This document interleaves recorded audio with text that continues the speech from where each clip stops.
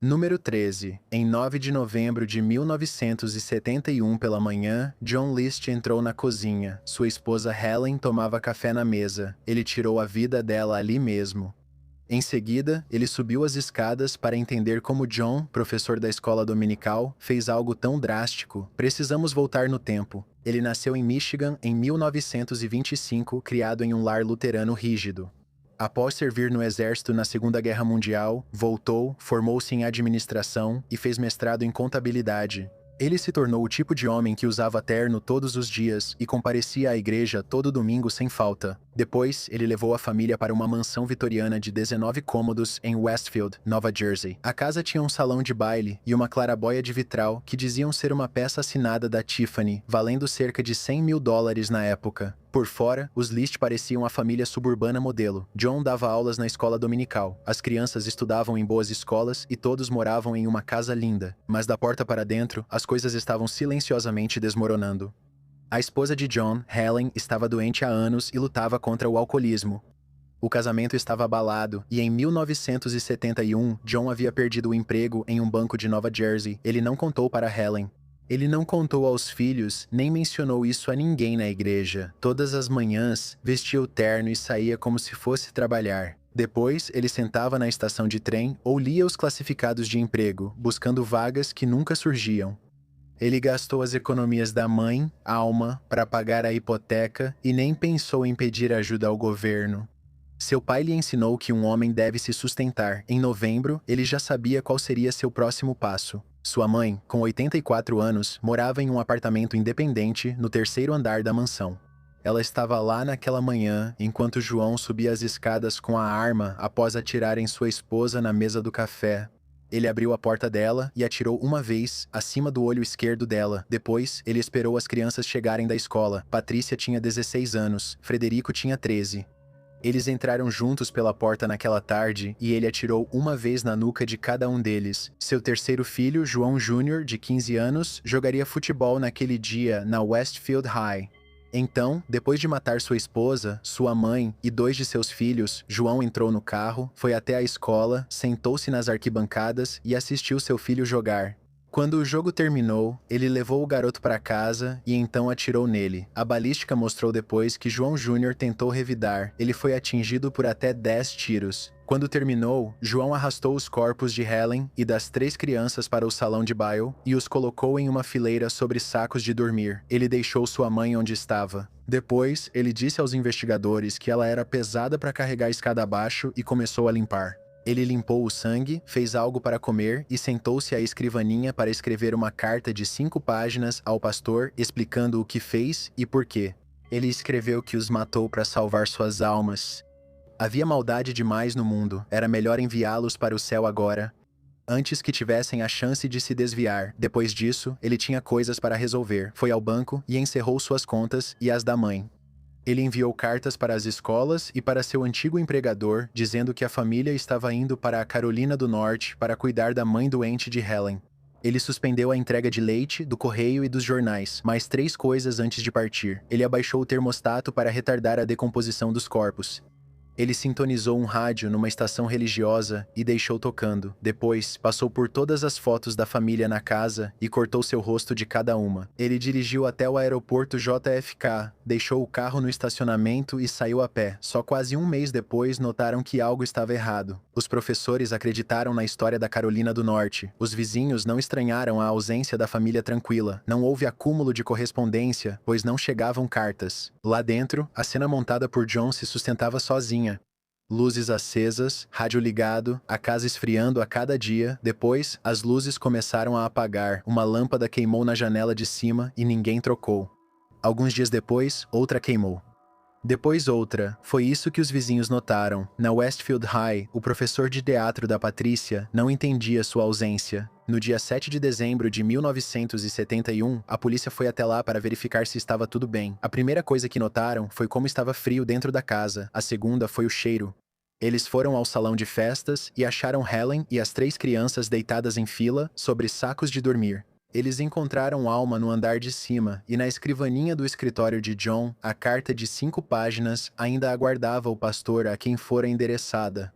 John já tinha ido embora há tempos. Seu carro foi achado em um estacionamento no JFK, mas não há registro de embarque em voo. Ele sumiu. O FBI manteve o caso aberto e distribuiu cartazes de procurado. As pistas secaram e o caso esfriou. Então, em 1989, um novo programa de televisão chamado America's Most Wanted abordou o caso em um de seus primeiros episódios. Eles trouxeram um artista forense chamado Frank Bender, que pegou fotos antigas de John de 1971 e esculpiu um busto de argila de como ele poderia parecer naquela época, cerca de 18 anos mais velho. O episódio foi ao ar em 21 de maio de 1989. Uma mulher em Denver, que já morou ao lado de um homem chamado Bob Clark, viu o busto e reconheceu o rosto. Ela ligou para a linha de denúncias. Naquela época, Bob Clark já havia se mudado, desta vez para Richmond, Virgínia, onde trabalhava como contador em uma empresa chamada Madria Joyner Kirkham e Woody. Em 1º de junho de 1989, a polícia entrou em seu escritório e o prendeu. Ele afirmou que haviam prendido a pessoa errada e disse se chamar Robert Clark. Ele não fazia ideia do que eles estavam falando. Eles coletaram as digitais e compararam com os registros militares de John List. Era ele. List adotou o nome Robert Peter Bob Clark de um colega de faculdade. Ele ingressou em uma congregação luterana e casou-se com Dolores. Para aqueles que conheciam Bob, ele era um contador quieto, um vizinho sem destaque. Sua prisão foi um choque. Seu julgamento começou em 1990. A defesa não negou o ato, apenas alegou que ele estava insano ao cometê-lo. A promotoria apresentou todo o planejamento, as contas bancárias encerradas, as entregas canceladas, o rádio, o carro no aeroporto. Em 12 de abril de 1990, o júri o condenou por 5 homicídios em 1º grau. Na sentença, ele se levantou e leu uma declaração dizendo que seu estado mental na época o tornava irresponsável pelo que havia feito e pediu perdão. O juiz ouviu. Ele chamou John de alguém sem remorso e honra, aplicando 5 prisões perpétuas consecutivas, somando quase 125 anos. John List morreu na prisão em 21 de março de 2008, aos 82 anos, de pneumonia. Ele cumpriu quase 18 anos, o mesmo período que esteve em liberdade após os assassinatos. Número 12. A família dela não conseguiu contato o dia todo e acabou pedindo à polícia que fosse verificar se ela estava bem. Pouco após as 7h30 de uma segunda-feira, 8 de julho de 2024, policiais chegaram à casa na Didcot Circle, em Sacramento. Eles encontraram Angélica na banheira, inconsciente. Quando os paramédicos terminaram, ela foi declarada morta no local. 2 de seus filhos não estavam na casa, nem o pai deles. Angélica era cabeleireira. Ela teve sua filha mais velha, Natália, na adolescência e trabalhou enquanto estudava e a criava. Depois do ensino médio, ela se matriculou no Mixed Institute of Cosmetology and Barber em Sacramento como uma das primeiras alunas. Ela se formou, criou penteados para desfiles de moda e atuou em salões de alto padrão. Durante a pandemia, ela abriu um estúdio de beleza próprio com uma prima. Cerca de 3 meses antes de sua morte, ela voltou ao Instituto Misto como instrutora. Colegas disseram que a escola era como um lar para ela. Ela escrevia mensagens inspiradoras para seus alunos e as colava nas paredes. Um professor comentou que Angélica gostava de retribuir aos alunos. Sua família a via como uma mãe calorosa e criativa, que organizava festas elaboradas para os filhos e sempre priorizava a felicidade e segurança deles, mesmo com dificuldades pessoais. Angélica estava em um relacionamento de longa data com Cameron Major Lee. Eles tinham 2 filhos, Athena, de 4 anos, e Mateo, de 2 anos. A família dela descreveu esse relacionamento para os repórteres como prejudicial, instável e tumultuado. Eles disseram que Angélica havia sofrido abuso por anos. Nas semanas antes de sua morte, ela se mudou com as crianças para um apartamento separado no sul de Sacramento, mais perto dos parentes. Segundo a família, ela queria encerrar tudo, recomeçar e levar as crianças para um lugar mais seguro. A mãe de Angélica contou que sua filha revelou, pouco antes de morrer, que Cameron a havia agredido. Ela contou que ele pegou seu celular e chaves, impedindo-a de sair da casa que já dividiam. Dias depois, a polícia a encontrou na banheira. Quando os policiais chegaram na noite de 8 de julho, Athena e Mateo não estavam lá e nem o pai deles. Os detetives precisavam encontrar os 3 rapidamente, mas havia um problema. Cameron era o pai biológico. Ele tinha direitos parentais. O legista ainda não classificou a morte de Angélica como homicídio, o que significava que os investigadores não podiam legalmente tratar as crianças como sequestradas por um suspeito. Só podiam tratá-las como crianças vistas pela última vez com o pai. Eles precisavam entrevistá-lo, tentaram entrar em contato, mas ele não estava respondendo. No dia 9 de julho, a polícia de Sacramento pediu à patrulha rodoviária da Califórnia para emitir um alerta Amber, mas já era tarde demais. A Alfândega e Proteção de Fronteiras dos Estados Unidos havia registrado o veículo por câmera, um Honda Passport cinza, modelo 2023, placa da Califórnia, 9JUS 091, um carro emprestado de uma concessionária. Investigadores afirmam que ele atravessou a fronteira rumo ao México em 10 de julho, 2 dias após o corpo de Angélica ser encontrado. A Califórnia não pode emitir alerta Amber para veículo que já saiu do país. Em vez disso, no dia 11 de julho, a CHP emitiu um aviso de desaparecimento de pessoa em risco em 7 condados da Califórnia: Fresno, Kern, Kings, Los Angeles, Merced, Orange e San Diego. Os investigadores passaram a trabalhar com uma teoria. Disseram que Cameron possuía parentes no sul da Califórnia. Talvez ele tenha deixado as crianças com alguém no caminho que não sabia o que houve com a mãe delas. Ainda há alguém em algum lugar entre Sacramento e a fronteira, cuidando discretamente de 2 crianças pequenas. É nessa teoria que os investigadores se apoiam e que a mãe de Angélica ainda espera que seja verdade. 8 dias depois que Angélica foi encontrada, as autoridades mexicanas localizaram o Honda Passport em Ensenada, Baja Califórnia, abandonado e desocupado. Sem Cameron, sem Athena, sem Mateo, durante meses, o caso ficou entre suspeita e assassinato. A polícia de Sacramento não podia chamar de homicídio. O legista ainda não tinha dito isso. Sem essa classificação, Cameron Lee não era oficialmente suspeito da morte de Angélica, apenas alguém que eles queriam entrevistar. Sua ex-parceira foi achada morta em uma banheira. Seus 2 filhos mais novos sumiram com ele. O carro dele foi encontrado vazio perto de uma fronteira internacional. Segundo os investigadores, não conseguiram contato com ele desde 8 de julho. Apesar de ainda não ser suspeito oficialmente, os detetives seguiram investigando e entrevistaram parentes. Eles seguiram pistas no sul da Califórnia, coordenaram com autoridades federais e autoridades mexicanas e aguardaram o laudo do legista. Enquanto isso, eles passaram a conhecer Cameron muito bem. O FBI o considera armado e perigoso. Ele fala coreano e espanhol fluentemente, o que, segundo investigadores, pode ajudá-lo a circular pelo México ou seguir para outros países. Cameron já teve problemas antes. Em 2019, a polícia o prendeu depois do que encontrou em seu carro. Em 2021, uma abordagem de trânsito resultou em outra prisão. Em ambas as vezes, os advogados contestaram as buscas, as provas foram descartadas e as acusações retiradas. Desta vez, ele não estava por perto para contestar. O Instituto Médico Legal do Condado de Sacramento divulgou o resumo do caso em janeiro de 2025, 6 meses após a morte de Angélica. O legista classificou a causa da morte como indeterminada e afirmou no relatório que não podia descartar totalmente um homicídio. Isso bastou para os promotores. Em 5 de março de 2025, promotores de Sacramento acusaram Cameron Lee de assassinato no Tribunal Superior do Condado de Sacramento. Em 8 de abril, detetives anunciaram o mandado de prisão por homicídio, 9 meses após Angélica ser encontrada morta. Cameron já era procurado por outras acusações. Em 20 de agosto de 2024, o Tribunal Distrital dos Estados Unidos para o Distrito Leste da Califórnia emitiu um mandado de prisão federal por fuga ilegal para evitar o processo, o que transformou Cameron em um fugitivo federal e trouxe o FBI com força total. Em dezembro de 2025, autoridades federais ofereceram recompensa total de $50 mil, 25 mil, por informações que levem à prisão e condenação. Outros $25 mil por informações que levem à recuperação segura de Athena e Mateo. Athena teria 5 anos agora, ela tinha 4 quando desapareceu. 97 centímetros de altura, 18 quilos. O FBI diz que ela se parecia com a mãe. Mateo teria 4 anos agora, ele tinha 2 na época. A família o descreveu como destemido. Só Cameron Lee relatou ter visto qualquer um deles desde as primeiras horas de 8 de julho de 2024. A filha mais velha de Angélica tinha 12 anos quando aconteceu. Agora ela mora com a avó. Ela perdeu a mãe, a irmã e o irmão, todos no mesmo dia. Em algum lugar, talvez no México, talvez ainda no sul da Califórnia, talvez com parentes, talvez com estranhos que não fazem ideia. Athena e Mateo podem ainda estar por aí. Número 11.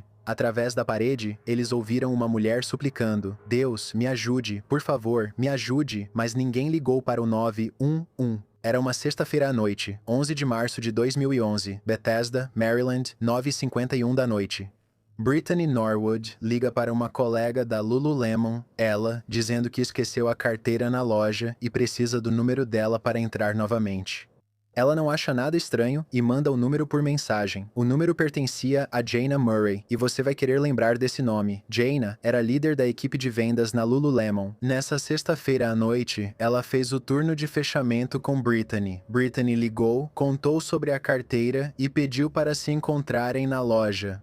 Jayna concorda e a deixa entrar. A loja da Apple, bem ao lado, compartilhava uma parede com o fundo da Lululemon e pouco depois das 10 da noite daquele dia, os funcionários que ainda estavam trabalhando lá começaram a perceber sons vindo daquela parede, sons de arrastar, pancadas, grunhidos e gritos. Então, a voz de uma mulher implorando: "Fale comigo, não faça isso, fale comigo, o que está acontecendo?" E depois, a mesma voz disse baixinho: "Deus me ajude, por favor, me ajude." Mas ninguém ligou para o 911. No corredor dos fundos daquela Lululemon, Jayna lutou.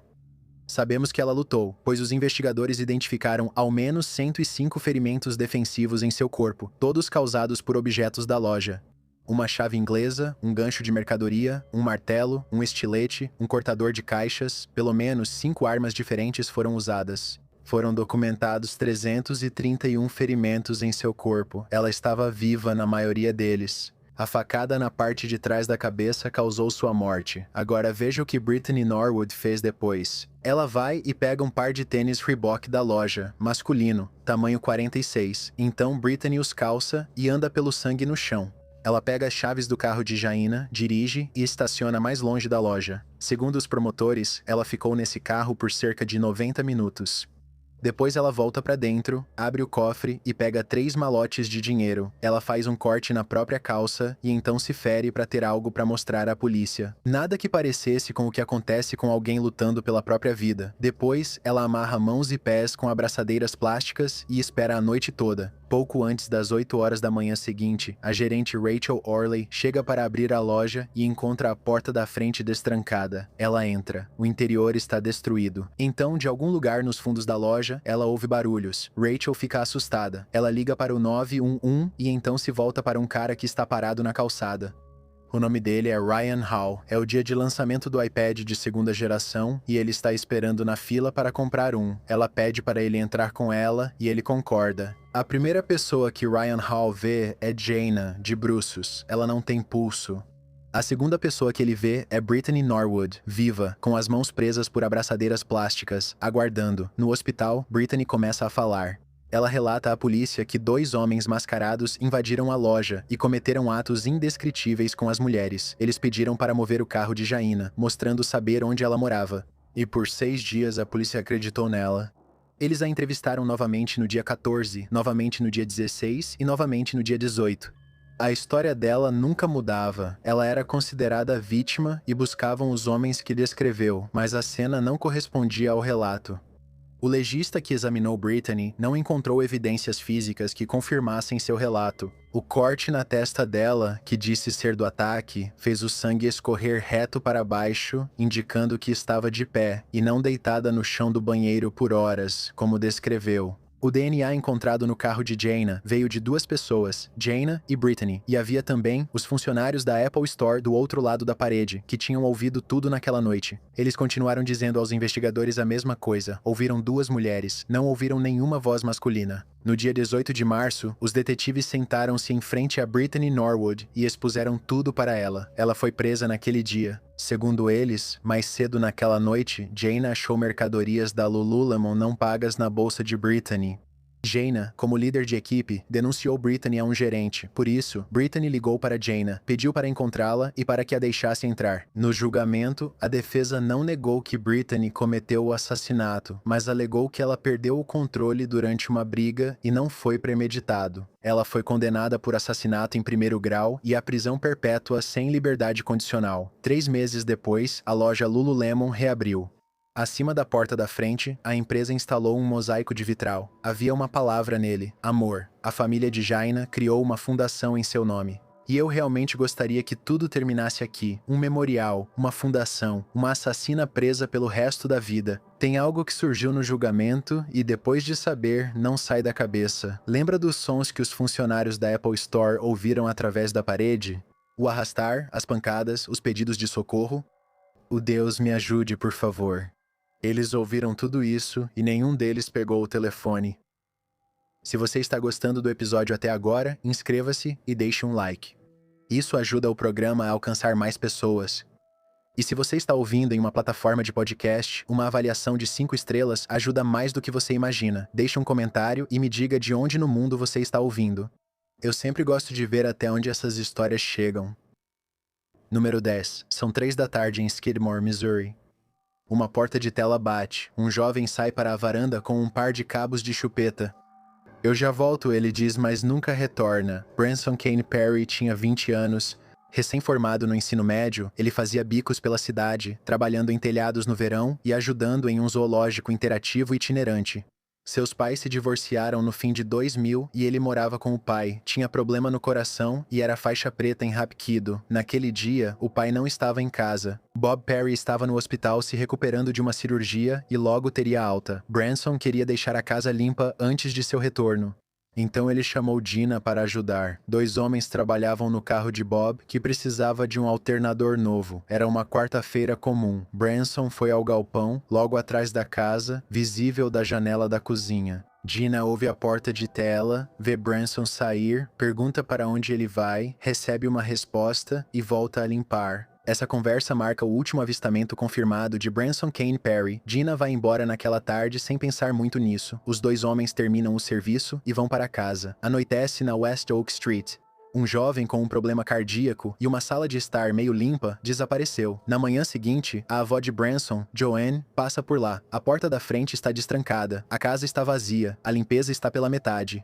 A van de Branson está quebrada e parada na frente, impossível de dirigir. Dentro da casa, sua carteira, seu dinheiro, seus óculos, tudo o que uma pessoa leva quando sai de algum lugar, ainda está exatamente onde ele deixou ontem. Joanne liga para ele, mas não tem resposta. Ela liga para a mãe dele, Becky. Becky também não teve notícias dele. Algo está errado, mas Bob ainda está no hospital, e por 6 dias, ninguém conta para ele. Em 17 de abril, Bob recebe alta e volta para casa, encontrando um filho ausente há quase uma semana. No mesmo dia, ele e Becky registram o desaparecimento no departamento do xerife do condado de Nodaway. Depois disso, os investigadores não encontram nada. A área num raio de 15 milhas ao redor de Skidmore é vasculhada. Os agentes do xerife percorrem campos, verificam poços, vasculham celeiros, construções externas e casas de fazenda abandonadas. Nenhuma pegada. Nenhuma testemunha viu Branson sair da cidade. Nenhuma pista, nenhum rastro, nenhum sinal. É como se ele tivesse ido até aquele galpão e depois desaparecido da face da terra. Cerca de 2 semanas após seu desaparecimento, alguém acha cabos de chupeta logo na entrada do galpão, já revistado várias vezes. Os cabos que ele disse que ia guardar apareceram lá sem explicação. Os investigadores não sabem quando ou quem os colocou, mesmo já tendo revistado o galpão. Aqueles cabos não estavam lá. 2 semanas depois, eles estavam lá. Alguém esteve na propriedade. Alguém voltou lá. A polícia começa a bater de porta em porta. Eles entrevistam mais de 100 pessoas. Jana conta a verdade sobre aquela tarde.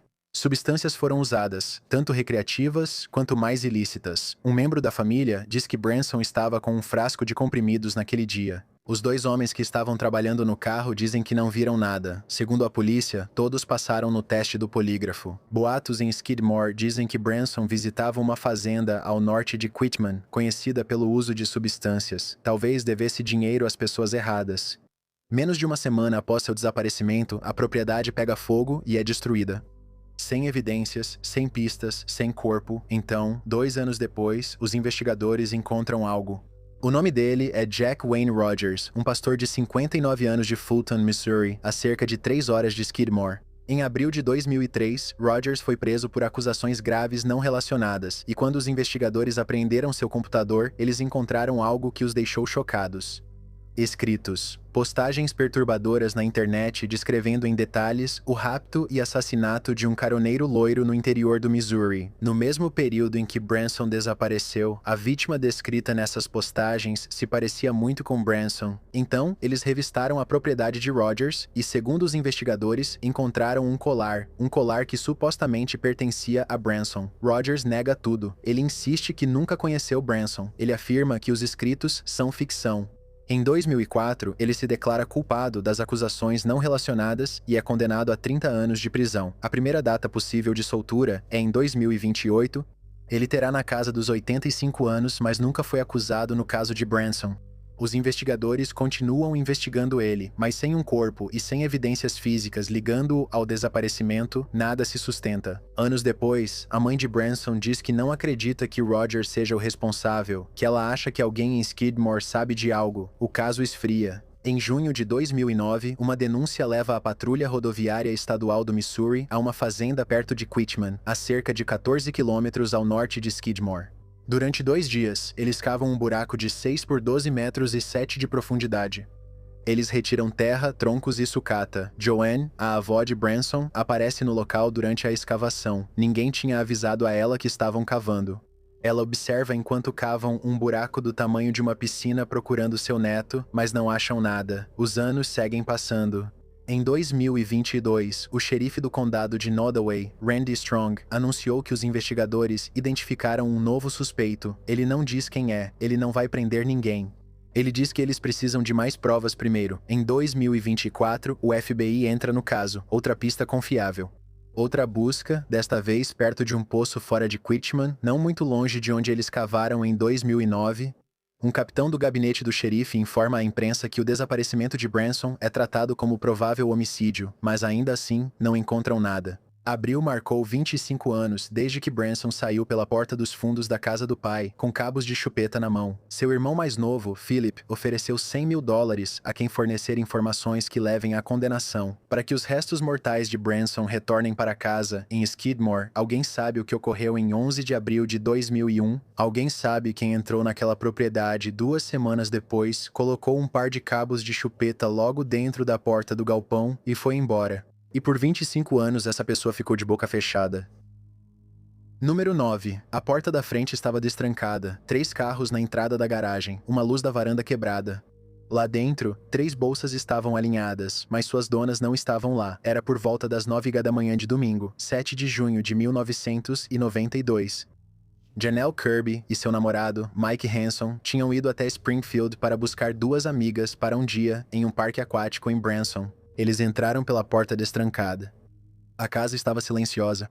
Lá dentro, um pequeno Yorkshire Terrier, chamado Cinnamon, estava sozinho, a única testemunha restante. No quarto dos fundos, 3 bolsas estavam organizadas no chão. Uma pertencia a Cheryl Levitt, uma mãe solteira de 47 anos que havia comprado o bangalô recentemente. A carteira dela ainda estava lá dentro, com quase $900 em dinheiro, sua carteira de motorista, suas chaves, seus remédios, mas ela havia desaparecido. O mesmo aconteceu com sua filha, Suzy, de 19 anos, e com a amiga de Suzy, Stacy, de 18 anos. Na noite anterior, ela estava em casa pintando um armário em seu quarto. Às 23h15, ela ligou para uma amiga e comentou sobre o verniz na madeira. Essa foi a última vez que alguém ouviu sua voz. Suzy era filha única. Ela havia se formado na escola secundária Kickapoo naquela tarde. Stacy McCall, sua amiga próxima, trabalhava em um centro de ginástica e havia completado 18 anos 2 meses antes.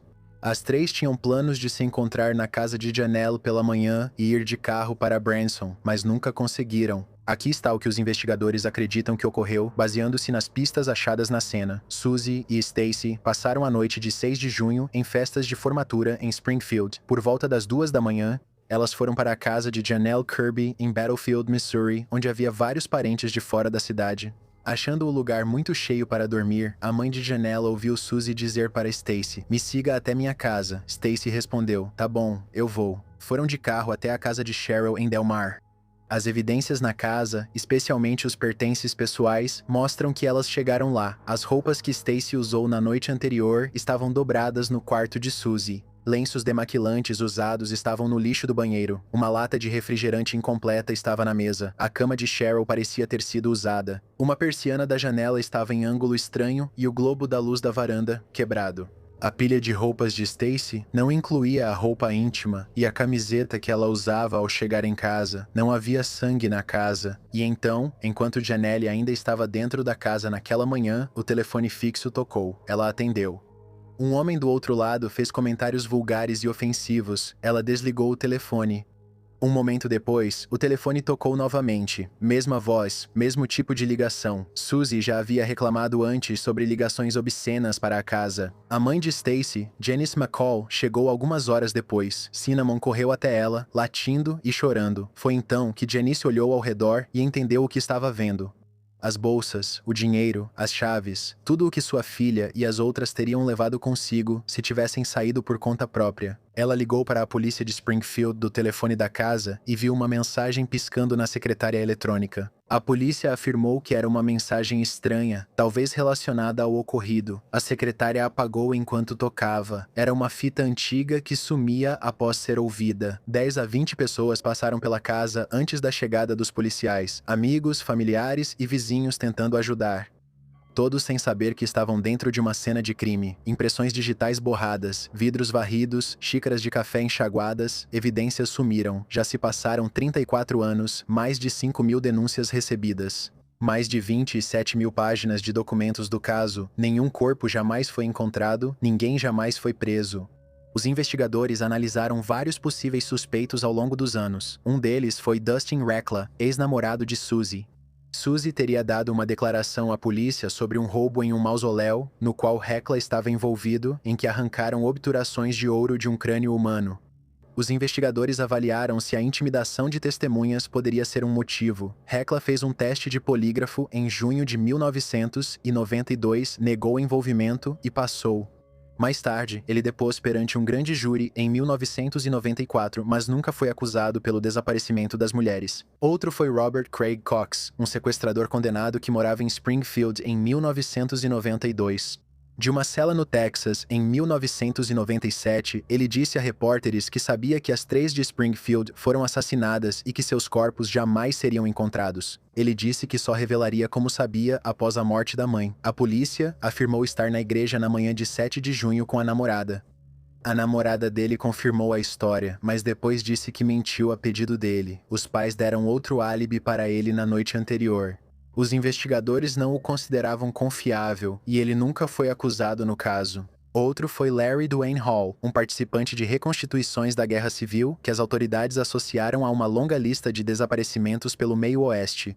Reencenações ocorriam perto de Springfield em 6 de junho de 1992. Jimmy Keane, colega de cela, contou às autoridades federais que Hall tinha um mapa marcando locais de possíveis vítimas. Nada disponível publicamente liga Hall à casa de Springfield. Ele nunca foi acusado no caso. Em 2007, uma repórter chamada Kathleen Baird organizou uma varredura com radar de penetração no solo no estacionamento sul do Hospital Cox, em Springfield. Uma denúncia dizia que os corpos estavam sob o concreto. O engenheiro Rick Norland fez a varredura e encontrou 3 anomalias, 2 paralelas e uma perpendicular, do tamanho de sepulturas. A polícia não escavou. A garagem foi construída em setembro de 1993, mais de um ano depois do desaparecimento das mulheres. Em 1997, Cheryl Levin e Suzy Streeter foram declaradas legalmente mortas. A família de Stacy McCall não buscou essa declaração. Ela ainda está oficialmente listada como pessoa desaparecida. Em junho do mesmo ano, um banco foi instalado no Jardim Memorial das Vítimas no Phelps Grove Park, em Springfield. 3 nomes, uma data. A fita da secretária eletrônica pode conter a chave que os investigadores buscavam. Janice McCall apertou o play, a voz falou, e então a máquina apagou para sempre. Número 8. Uma perua azul passa por uma câmera pouco antes das 9 da manhã. Há um galho preso na porta do passageiro e uma mulher sentada no banco do passageiro. Essa foi a última vez que Jessica Zarensky foi vista. Ela tinha 30 anos e morava com a avó no oeste de Sydney, Austrália. A família disse que ela enfrentava problemas de saúde mental. Às vezes, ela se aproximava de pessoas que não conhecia e pedia um cigarro ou uma carona.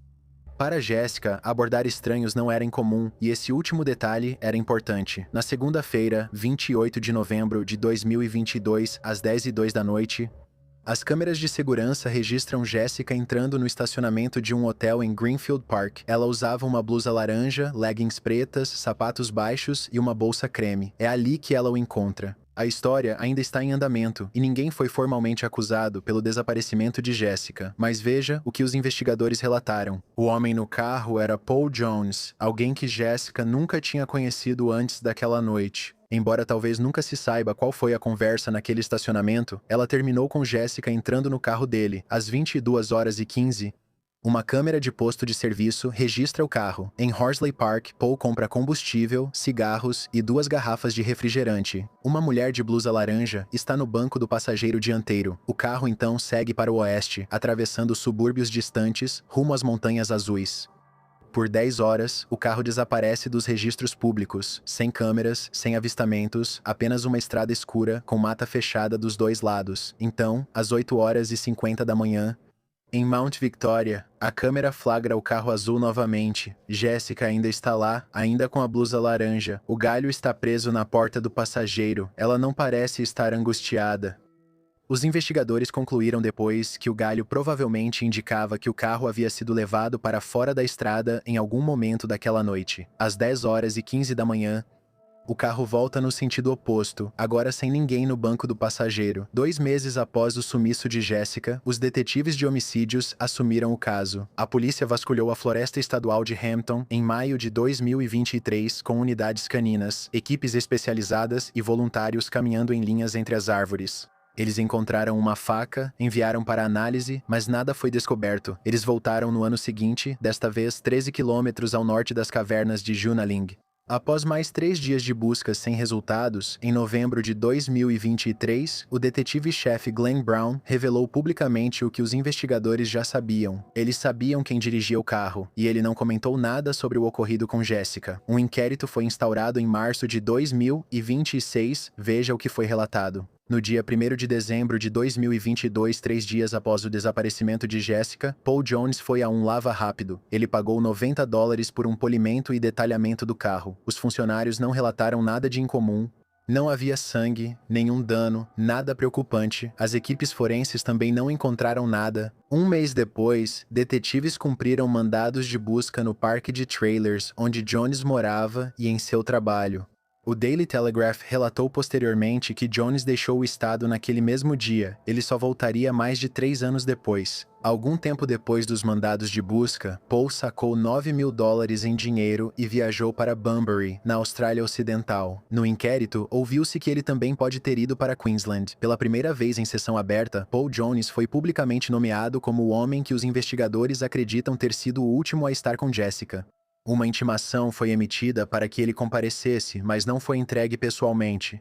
Ele estava em alguma região remota do interior australiano. Dias antes do inquérito, o Daily Telegraph noticiou que a polícia havia perdido seu rastro. A própria filha de Paul foi chamada para depor e solicitou publicamente sua presença. Em 6 de março de 2026, o inspetor-chefe de polícia da equipe de homicídios foi até as regiões remotas do interior. Ele desceu por uma escada até uma caverna. Dentro da caverna estava Paul Jones. O detetive lhe entregou uma intimação.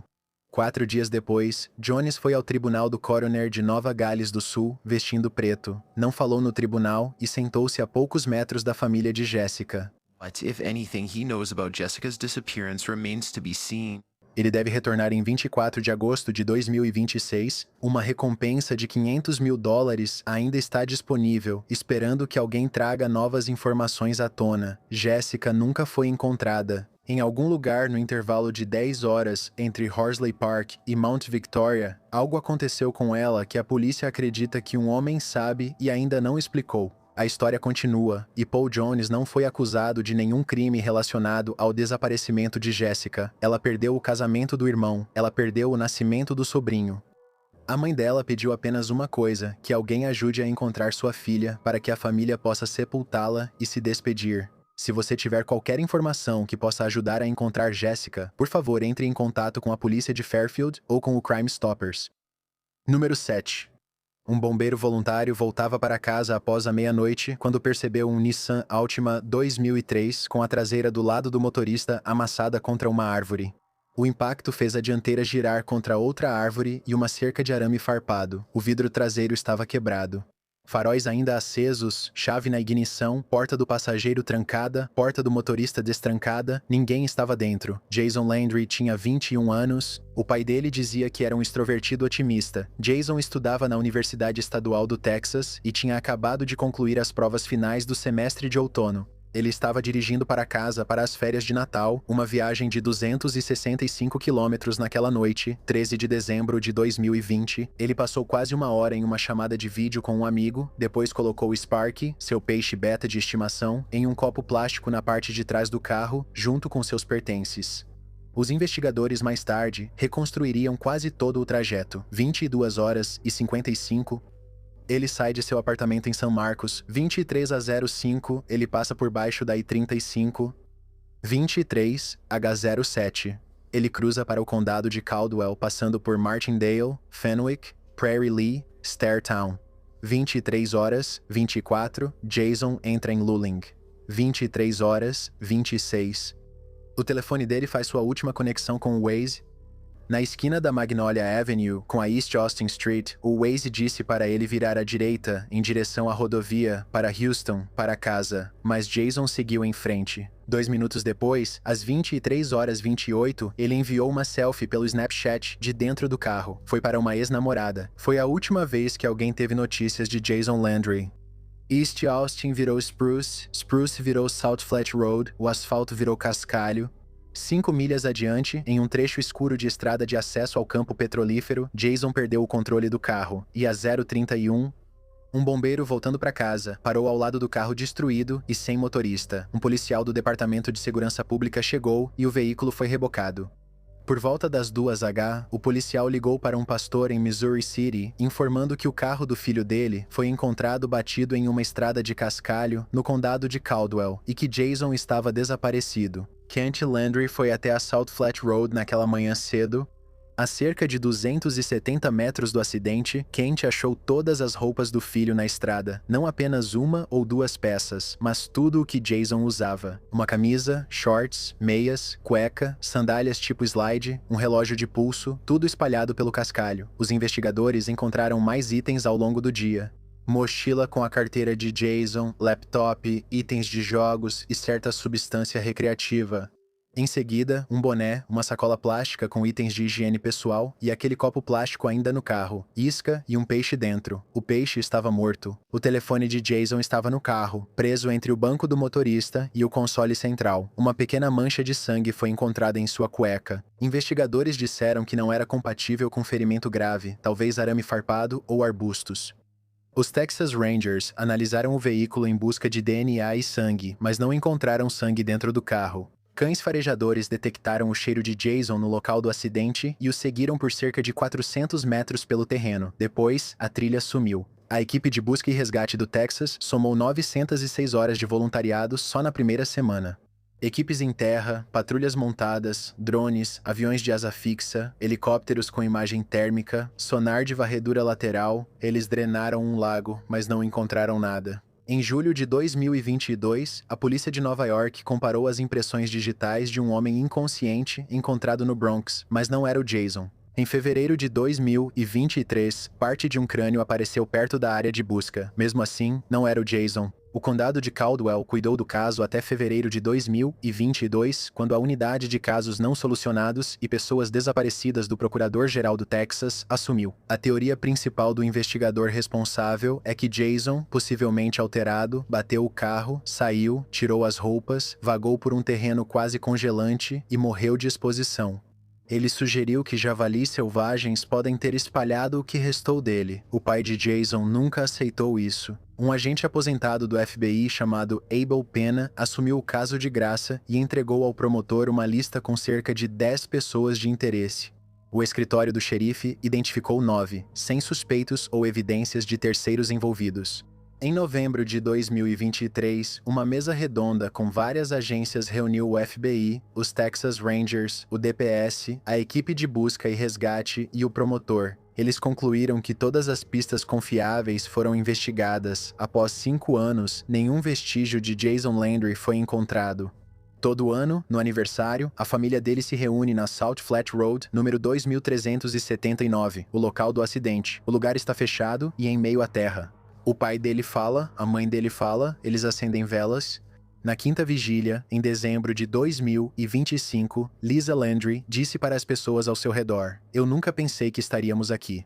E Kent Landry ficou no mesmo lugar onde recolheu as roupas espalhadas do filho 5 anos antes e contou: "Já se passaram 1824 dias desde que Jason desapareceu." Agora, uma mensagem rápida do patrocinador de hoje. Aqui está algo que a maioria das pessoas ignora. O Wi-Fi público em cafeterias, aeroportos e hotéis parece conveniente, mas toda vez que você se conecta, seus dados podem ser expostos para qualquer pessoa na mesma rede.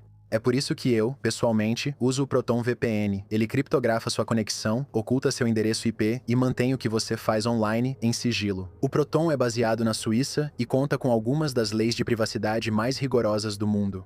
Eles têm uma política rígida de não registro, mais de 15 mil servidores em 120 países aplicativos para todos os principais dispositivos e as velocidades são realmente rápidas. Mudei para o Proton há 1 ano e fiquei surpreso com a velocidade comparada à minha antiga VPN. Se você quiser experimentar, acesse protonvpn.com/shields. O link está na descrição. Usando ele, você apoia o podcast. Número 6. Às 5h30 da manhã do dia 30 de dezembro de 1999, um motorista em uma estrada rural, nos arredores de Welsh, Oklahoma, viu o brilho. Quando ele chegou perto o suficiente para ver, a casa móvel no final da longa estrada de terra já estava completamente tomada pelas chamas. Os bombeiros avançaram pelos destroços. Dentro do quarto principal, eles encontraram uma mulher. Ela havia sido morta antes do incêndio. O nome dela era Kathy Freeman. O marido dela, Danny, não estava lá. A filha dela, Ashley, de 16 anos, também não estava lá. Lauria Beeble, melhor amiga de Ashley, também não estava, pois foi a uma festa do pijama de aniversário. No dia anterior, Ashley completou 16 anos. Lauria e Ashley se conheciam desde o jardim de infância. As duas nasceram em 1983, com 8 meses de diferença, em extremos opostos da mesma região do nordeste de Oklahoma. Na tarde de 29 de dezembro, Lauria passou em casa entre as festas do pijama. Ela tinha dormido na casa de Ashley na noite anterior, a primeira vez em cerca de 1 ano e meio. A mãe dela, Lorraine, estava apreensiva com a casa dos Freeman, mas Ashley ia fazer 16 anos e os pais de Lauria permitiram que ela passasse outra noite lá. Antes de Lauria sair, o pai pediu que ela voltasse até o meio-dia do dia seguinte. Ela tinha consulta no dentista e Ashley faria o teste de direção. "Eu te amo, papai", disse Lauria. Foi a última coisa que ela disse aos pais. Naquela noite, Kathy colocou as meninas em seu Toyota azul e as levou para jantar em Veneta. Eles encontraram Jeremy Hurst, namorado de Ashley, que lhe deu um pingente de coração de prata comprado no Walmart. No caminho para casa, pararam para comprar ração e água antes de voltar ao trailer. Os Freemans moravam no número 7856 da South 4390 Road, no final de uma longa estrada de terra, na zona rural do condado de Craig, sem água encanada e com aquecimento de um fogão a lenha. Jeremy saiu por volta das 22h30. Os parentes de Danny que estavam visitando disseram que nada parecia estranho. Pouco mais de 6 horas depois, o motorista viu as chamas. Os bombeiros logo constataram que o incêndio foi criminoso e intencional.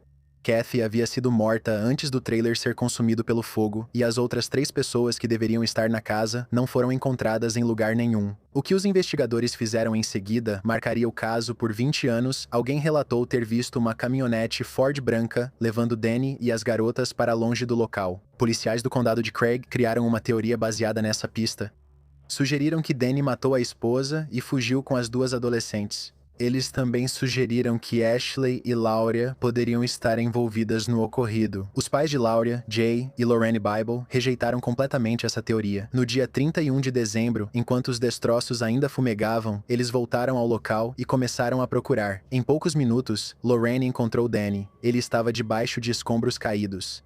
Assim como a esposa, ele foi baleado a queima-roupa. Os ferimentos eram tão graves que Lorraine disse que quase não o reconheceu. Durante um dia inteiro, pensaram que ele era suspeito, mas ele já estava morto em casa. Esse erro custou tempo, e havia uma história importante por trás disso. 11 meses antes, em 8 de janeiro de 1999, um policial do xerife do condado de Craig, chamado David Hayes, atirou e matou o irmão mais velho de Ashley, Shane, depois de encontrá-lo em uma caminhonete roubada em uma estrada rural. Hayes disse que Shane sacou uma pistola calibre 22 que havia sido levada dias antes em um furto à casa da família Bible. O promotor e o Departamento de Investigação do estado de Oklahoma consideraram o caso como homicídio justificável. Danny e Kathy não aceitaram essa decisão. Eles preparavam uma ação civil por morte indevida contra o departamento do xerife. O prazo de prescrição de 2 anos estava prestes a expirar em 9 de janeiro de 2011, dias após a morte deles. O xerife George Vaughn, ciente de como isso parecia, entregou voluntariamente o caso para a OSB. O policial Hayes e o subxerife Mark Hayes se submeteram ao teste do polígrafo e passaram. Eles nunca foram considerados suspeitos. Ofereceram $50 mil por informações que levassem as garotas. A recompensa ainda está disponível. Pelos próximos 10 anos, nada avançou. Os investigadores seguiram 3 teorias principais: vingança por causa do processo pendente, uma disputa por substâncias recreativas ou algum conflito originado do distrito de mineração da Tríplice Fronteira, saturado de substâncias muito mais ilícitas, que abrange Oklahoma, Kansas e Missouri. Confissões apareceram e desapareceram. Em 2002, um assassino em série condenado chamado Tommy Lynn Sells afirmou ter matado as garotas. Ele voltou atrás. Ele foi executado no Texas. Em 2005, Jeremy Bryan Jones, condenado à morte, afirmou a investigadores do condado de Craig que matou os Freeman, sequestrou as 2 garotas enquanto elas fugiam e jogou seus corpos em uma mina abandonada no Kansas. Alguns detalhes batiam com a propriedade, outros não. Uma busca em minas perto de Galena, Kansas, não resultou em nada. Os investigadores descobriram que Jones foi preso a 29 quilômetros dali, às 4h, em 30 de dezembro de 1999. Ele mudou seu depoimento. Ele continua no corredor da morte do Alabama por um outro ato horrível. Outros 3 nomes surgiram nos primeiros anos. Um criminoso local chamado Warren Philip Welsh. O segundo, conhecido como Phil, que morava a menos de 1 milha ao sul da propriedade dos Freeman. Seu associado, David Pennington. E um homem chamado Ronnie. Dean Busick, um detetive particular, havia recuperado um cartão de seguro na cena do incêndio. Ele pertencia a uma das namoradas de Welsh. Um agente do OSB foi entrevistá-la. Gary Stansel, o investigador do Distrito 12 que eventualmente resolveria o caso, mais tarde descreveu como aquela entrevista terminou. Ela disse: "Eu não sei por que meu cartão de seguro estava lá, mas Phil Welsh é meu namorado e ele conhece os Freemans, e foi aí que parou." A pista esfriou ali por quase 15 anos. Em fevereiro de 2017, um novo xerife chamado Heath Winfrey assumiu o cargo no condado de Craig. O subxerife Tony Chenoweth informou ao investigador Gary Stansel e à agente especial da OSB, Tammy Ferrari, que uma caixa de relatórios do caso Freeman, desaparecida há muito tempo, reapareceu no escritório do xerife. Em dezembro, surgiram mais arquivos. A caixa trazia nomes de testemunhas nunca entrevistadas. Ela continha a documentação do cartão de seguro, que havia sido repassada ao FBI e depois se perdeu. Stansel e Ferrari começaram a reentrevistar as pessoas. O que eles ouviram, registrado em declarações juramentadas de mais de 12 de testemunhas, foi o seguinte: Welsh supostamente mantinha uma maleta com fotografias Polaroid.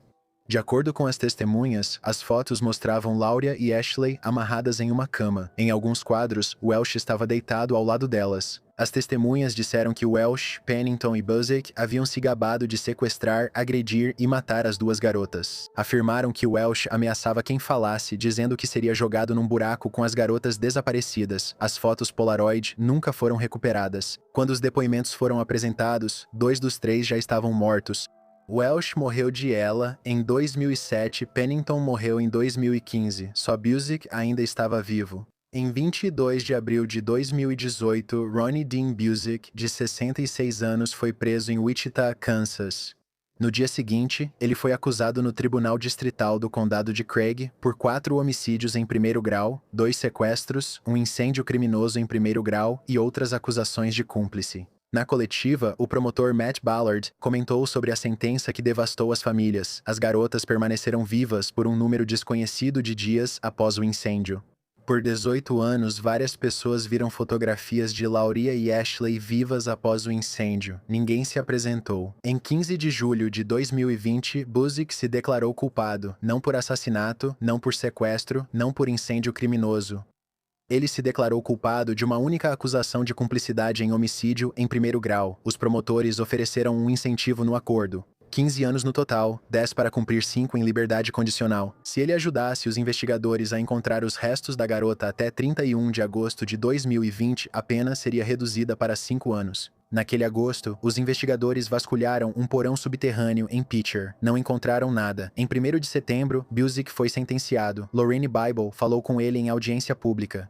Ela disse que ele é um homem mau. Elas eram jovens e bonitas, mas você já sabe disso.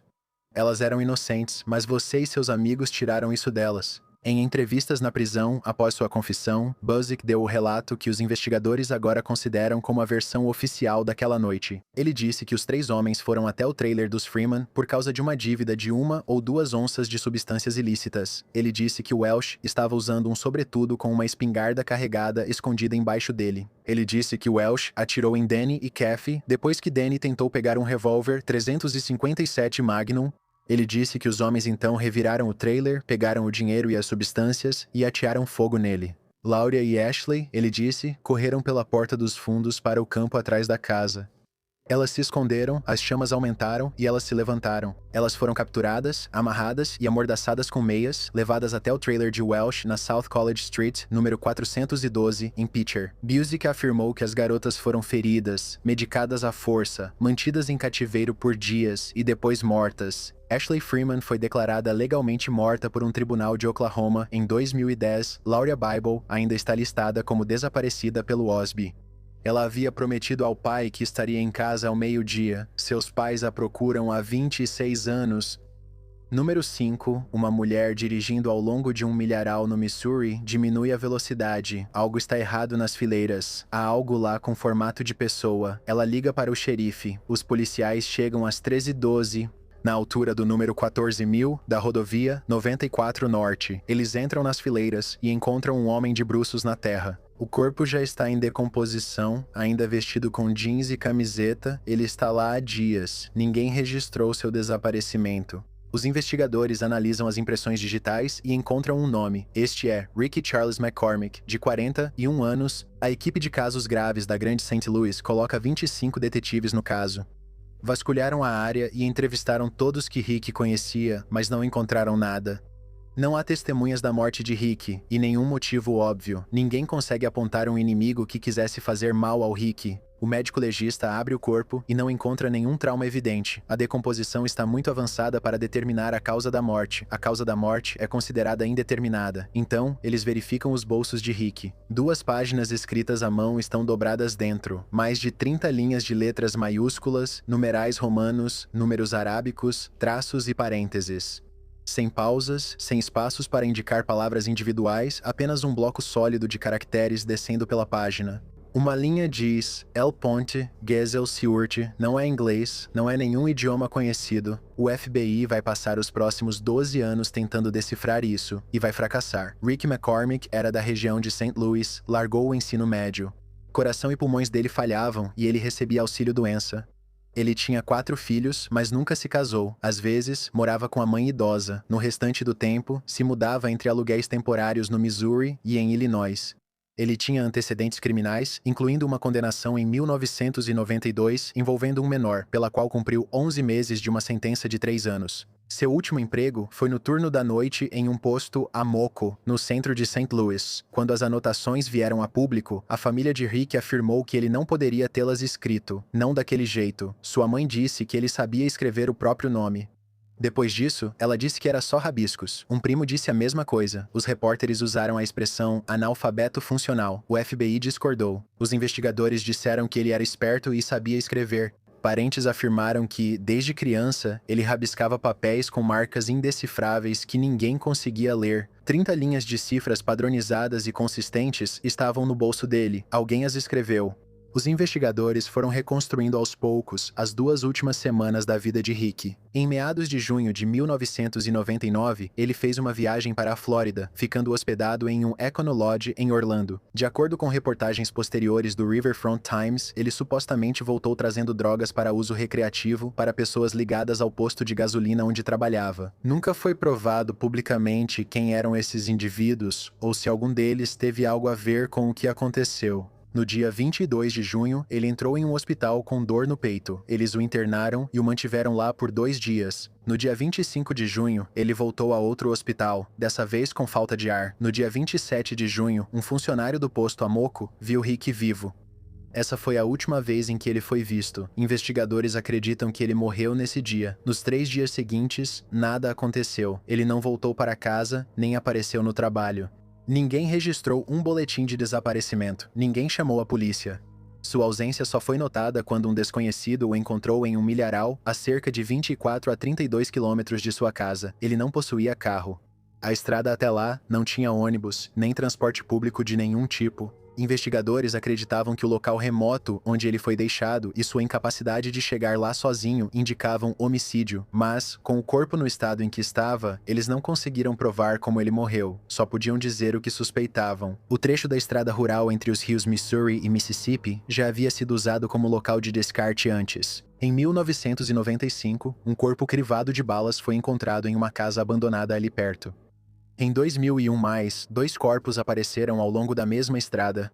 Nunca foi declarado publicamente se algo disso tem ligação com Rick. As anotações foram enviadas para a Unidade de Criptoanálise e Registros de Crime Organizado do FBI em Quantico. Esses decifradores lidam com cifras de redes criminosas, gangues de prisão e espiões, sendo, por necessidade, excelentes no que fazem. Eles trabalharam nas 2 páginas de Rick por mais de 10 anos, analisaram frequência e compararam caracteres com todos os sistemas de cifras conhecidos. Eles trouxeram a Associação Americana de Criptogramas, uma rede voluntária de decifradores profissionais de códigos. Nada disso funcionou. O chefe da unidade, Dan Olson, fez uma declaração que se espalhou. Somos bons no que fazemos, mas precisaríamos de ajuda neste caso. Em março de 2011, o FBI fez algo incomum. Eles divulgaram digitalizações em alta resolução das 2 páginas e pediram ajuda ao público, qualquer pessoa, em qualquer lugar. Na primeira semana, mais de 1000 dicas chegaram por correio, e-mail e telefone. As pessoas pensavam que as anotações poderiam ser desde números de identificação de veículos até registros médicos. Alguns sugeriram instruções de computador ou anotações de estratégia de videogame. O FBI criou um formulário online para gerenciar as submissões, mas nada disso deu resultado. Após 12 anos, o FBI colocou as anotações de Rick em 3º lugar na lista das cifras não resolvidas mais difíceis da história dos Estados Unidos. Os únicos acima dele pertenciam ao assassino do Zodíaco. Os padrões no código só pioravam as coisas. A letra E aparecia repetidamente. A sequência NCBS repetia por todas as páginas. Os números 71, 74 e 75 continuavam surgindo. Isso não era um amontoado de bobagens. Alguém tinha um sistema. Alguém tinha uma chave. Ninguém jamais a encontrou. Portanto, em vez de respostas, restam teorias. A que o FBI considera mais provável é que Rick escreveu as anotações. Talvez fossem uma lista de tarefas ou um diário. Talvez algo que só ele precisava ler. Outra teoria é que ele era um mensageiro. A criptógrafa Ilonka Donan sugeriu essa possibilidade em entrevistas. Ela sugeriu que Rick não era o autor do código. Ele só estava levando o código para outra pessoa. Uma terceira teoria é que as anotações não significam nada, sendo apenas taquigrafia pessoal ou rabiscos infantis que parecem um código. O FBI discorda disso. Eles dizem que os padrões são consistentes demais para isso, e há uma teoria que os investigadores já descartaram.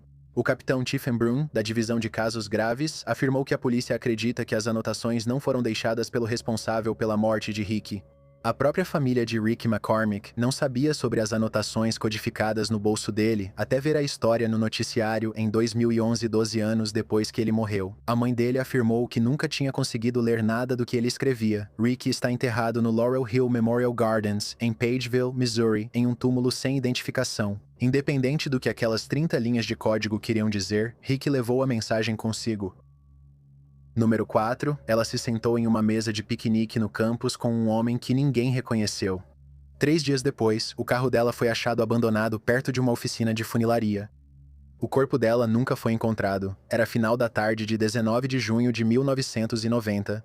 No campus da Universidade de Toronto, em Scarborough, Elizabeth Bain senta-se perto de um homem. O instrutor de tênis que passa por ali a conhece.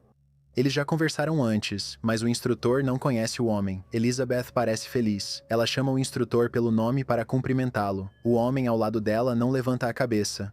O momento ocorreu por volta das 17h40. Esse é o último relato de Elizabeth Bain vista com vida. Ela era uma estudante de 22 anos. Mais cedo naquele dia, Elizabeth disse à mãe que iria de carro conferir o horário do tênis. Em algum momento, ela parou para sacar dinheiro em um caixa eletrônico. Foi a última vez que a conta bancária dela foi usada. Ela nunca voltou para casa. O irmão dela achou o carro 3 dias depois, perto de uma oficina de funilaria na Morris Road, em Scarborough, a poucos minutos da casa dos pais dela. Havia sangue no banco de trás. Os investigadores analisaram o padrão das manchas no assoalho traseiro. A promotoria alegou que as marcas indicavam um corpo arrastado para dentro do carro pela porta do passageiro. O sangue era compatível com o de Elizabeth. A polícia agiu rapidamente. Em poucos meses, eles tinham um suspeito. O namorado dela, Robert Baltovich, também estudante do campus. Eles estavam namorando há cerca de 1 ano e meio. Roberto disse à polícia que estava em casa com a mãe e outros familiares às 17h40, no dia em que Elizabeth foi vista pela última vez. A família dele o apoiou, mas os detetives ficaram céticos quanto ao álibi. Primeiro, havia o diário. Algumas das anotações de Elizabeth chamavam Baltovich de chato. Ela escrevera sobre querer se libertar e a polícia viu isso como motivo. Depois, havia Marianne Pearce, a instrutora de tênis que passou pela mesa de piquenique. No começo, ela descreveu vagamente o homem com Elizabeth, mas depois viu uma foto de Baltovich no jornal. Após passar por hipnose, ela identificou a foto dele num reconhecimento fotográfico e, mesmo assim, disse que não tinha certeza absoluta. Um homem chamado David Dibb afirmou que viu alguém com a descrição de Robert dirigindo o carro de Elizabeth perto do lago Scugog 3 dias depois que ela desapareceu.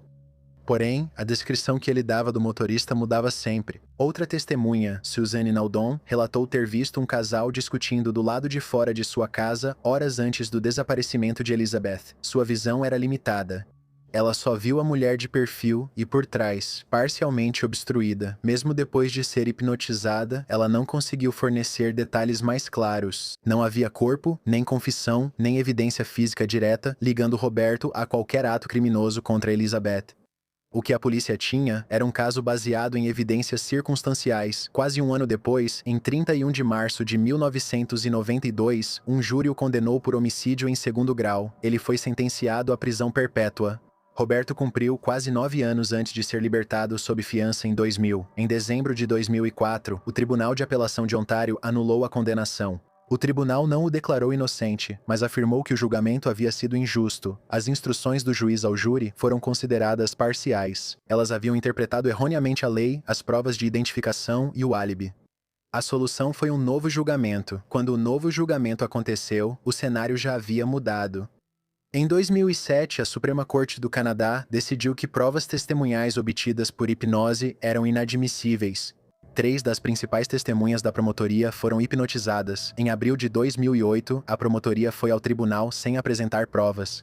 O juiz instruiu o júri a considerar Robert inocente. Ele saiu em liberdade. O homicídio continuava sem solução. Então surgiu outro nome. Em 7 de junho de 2007, detetives de Toronto foram até Kingston para entrevistar outro homem sobre o desaparecimento de Elizabeth. Paul Bernardo, responsável por diversos ataques horríveis em Scarborough e um dos criminosos mais notórios da região. Naquele período, ele já tinha sido condenado pelos assassinatos em 1º grau de 2 adolescentes. Negou envolvimento no caso de Elizabeth. Os advogados de Robert apontaram Paul Bernardo como suspeito alternativo no recurso de 2004. Segundo o registro do tribunal, Bernardo estava presente. Scarborough, na época do desaparecimento de Elizabeth. Ele conhecia o campus no Parque Coronel Danforth, área do vale onde os investigadores buscaram o corpo de Elizabeth. A ex-namorada dele contou à polícia que ele já havia encontrado Elizabeth uma vez. Outra mulher que já saiu com ele afirmou ter visto um homem parecido com Bernardo fora de uma aula de Elizabeth no dia do desaparecimento. Ela ligou para a linha de denúncias. A polícia informou na época que Bernardo não era considerado no caso de Elizabeth. O Tribunal de Apelação avaliou que as provas contra ele não eram decisivas. Ele nunca foi acusado em conexão com Elizabeth Bain. Ninguém mais foi. Anos se passaram. Décadas depois, em 2024, estudantes da Universidade de Guelph Humber começaram a examinar cerca de 85 caixas de material original do caso. Eles identificaram mais de 20 pontos de interesse e perguntas que nunca haviam sido feitas da primeira vez. Descobertas úteis foram enviadas à polícia. Em 2026, ainda trabalhavam nisso. Agora juntou-se a eles John Irwin, um policial aposentado de Toronto que fez parte da investigação original de 1990. Robert também faz parte desse trabalho agora. Ele montou sua própria equipe de investigação. Ele disse que quer provar sua inocência, além de qualquer sombra de dúvida, e identificar a pessoa que ele acredita ser a responsável. Irwin disse que ele talvez fosse o único que seguiu tentando descobrir o que aconteceu com Elizabeth. Por mais de 30 anos, a mãe de Elizabeth, Ulita, tem sido uma das vozes mais visíveis da família. Em 2008, após a absolvição, ela disse que sua família tinha sido esquecida pelo sistema de justiça. Ela faleceu em 12 de dezembro de 2024. Elizabeth nunca foi encontrada. O homem na mesa de piquenique nunca foi identificado. Poucos aqui sabem, mas além de contar histórias, também faço música. Meu álbum Sal Escara já está disponível em todas as plataformas de streaming. O link está na descrição, se você quiser conferir. Você também pode me seguir no Instagram em DylanStillingYT, no X em YT_Chills e no TikTok em Chills. Número 3. 23 de março de 1986, um dia frio de primavera em um terreno arborizado em Wisconsin. Stephen Cole está andando entre as árvores quando vê um jovem congelado em uma camada de gelo. Ele não tem carteira nem identificação. As autoridades o catalogam como um homem não identificado. Eles tiram um chaveiro com chaves enferrujadas de suas roupas e registram como evidência. Eles não têm um nome para ele. Vai levar 10 anos até que descubram quem ele é. Por fim, sua identidade é determinada. Timothy Michael Molnar era um estudante de mecânica aeronáutica de 19 anos em Daytona Beach, Flórida. Ele morava com os pais e o irmão mais novo, Frank. Eles eram próximos. Tim era confiável, sempre chegava em casa no mesmo horário todos os dias. Na manhã de 24 de janeiro de 1984, ele deixou seu irmão mais novo, Frank, na escola. Tim deveria assistir a uma aula na Embry-Riddle, mas ele nunca apareceu. Em vez disso, ele deu meia volta com o carro, voltou para a casa da família, colocou sua bicicleta em seu Dodge Dart 1969 e saiu novamente. Sua família nunca mais o veria com vida. Naquela noite, o telefone tocou na casa dos Molnar. Os pais de Tim atenderam. Não havia voz do outro lado da linha, apenas estática. Então começou a acontecer de novo. Ligações sem voz do outro lado, apenas um silêncio crepitante. A família de Tim passaria anos se perguntando sobre essas ligações. Será que Tim ligou e perdeu a coragem? Tentou pedir ajuda e não conseguiu? Os amigos dele foram contatados, mas ninguém sabia onde ele estava. Eles chamaram a polícia e registraram o desaparecimento do filho. 2 ou 3 semanas depois, a fatura do cartão chegou. No dia em que desapareceu, Tim abasteceu em um posto em Lake City, Flórida, quase 240 quilômetros ao norte de Daytona Beach. O frentista depois o reconheceu em uma fotografia. De acordo com sua memória, Tim estava sozinho. Os outros detalhes foram surgindo aos poucos. Nenhum deles fazia sentido. Tim havia esvaziado quase totalmente sua conta poupança. Restavam apenas $10. Ele não levou roupas extras, nem uma camisa, nem um casaco, nada além do que estava vestindo. Pouco depois do desaparecimento de Tim, um parente faleceu. Ele herdou cerca de $50 mil. Só precisava voltar para casa para receber, mas o dinheiro ficou sem ser reclamado. 4 meses se passaram sem avistamentos ou ligações misteriosas. Então, chegou uma carta de um pátio de apreensão em Atlanta, Geórgia, informando que estavam com o carro de Tim. O carro ficou estacionado por 6 dias em um estacionamento a uma quadra do terminal Greyhound após o desaparecimento de Tim. A empresa do pátio processou o carro antes de avisarem a família e qualquer evidência interna sumiu. Os Molnar contrataram um detetive particular. Anos se passaram. Helen, mãe de Tim, criou uma organização para famílias como a dela, chamada Ajuda a Mães de Adultos Desaparecidos. Ela passou anos dizendo a quem quisesse ouvir que seu filho talvez estivesse vivo, tinha uma herança à espera e só precisava voltar para casa. Durante todo esse tempo, o corpo não identificado em Wisconsin continuou registrado. Então, em 1995, o programa Mistérios Não Resolvidos exibiu um segmento sobre o desaparecimento de Tim. Foi ao ar novamente em janeiro de 1996. Dessa vez, mostraram as roupas que ele usava no dia em que desapareceu. Stephen Cole estava assistindo. Ele reconheceu as roupas. Ele ligou para o programa. Os investigadores pegaram as chaves enferrujadas do arquivo do desconhecido de Wisconsin e pediram à família Molnar um molde da fechadura da porta. Uma das chaves abriu a porta. Em novembro de 1996, o DNA confirmou o que a chave já havia dito a eles. O corpo no gelo de Wisconsin era de Tim. A família dele o enterrou em Daytona Beach. Ninguém sabe como Tim chegou ao Wisconsin. Ninguém sabe por quê. O médico legista não conseguiu determinar como ele morreu. Nenhum suspeito foi identificado. Nenhuma denúncia foi apresentada. Nenhuma resposta foi dada. Helen Molnar morreu em 2004, Michael Molnar morreu em 2012, eles enterraram o filho, mas nenhum dos dois jamais soube o que o levou para tão longe de casa. Número 2. O chão cede sem aviso prévio. Em um segundo, um grupo de alunas estava apertado, ombro a ombro, dentro de uma pequena latrina, e então não havia mais nada sob seus pés. Elas caem 2,5 metros na escuridão. É a manhã de 23 de setembro de 1904, em Pleasant Ridge, Ohio. Às 10h15, o diretor Thomas Zimmerman toca o sino para o recreio da manhã. Quase 300 crianças correm para o pátio. O céu está mais escuro que o previsto, os meninos jogam beisebol, as meninas se reúnem pelo pátio, então a tempestade chega.